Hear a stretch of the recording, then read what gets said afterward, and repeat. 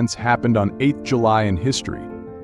8th July 1579. In June 1579, a fire devastated Kazan, Russia.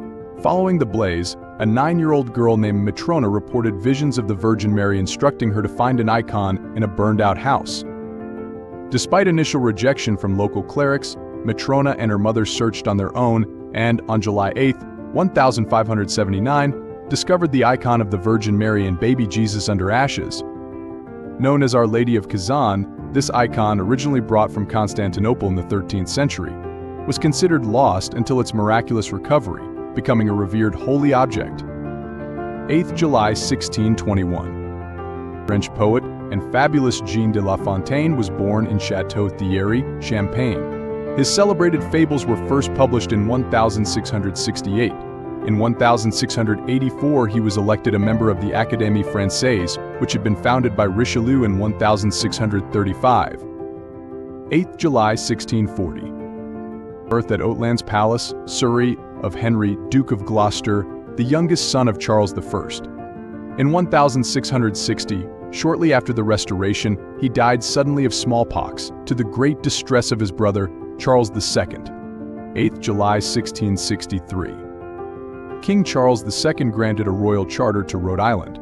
The charter acknowledged Indian rights to the land, guaranteed freedom of worship, and gave the colony a large measure of self-government with officials elected by the colonists, not appointed by the king. 8th July 1685. James, Duke of Monmouth, the eldest illegitimate son of Charles II, attempted to seize the throne from his uncle, James II, but failed due to poor planning. After landing at Lyme Regis and gaining little support, Monmouth's surprise attack on the royal army at Sedgemoor on 6 July 1685 ended in disaster. His men were slaughtered, but Monmouth escaped disguised as a peasant. Pursued relentlessly, he hid in Dorset farmland.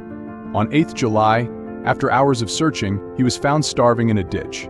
Captured and taken to London, Monmouth was executed, requiring several blows to sever his head.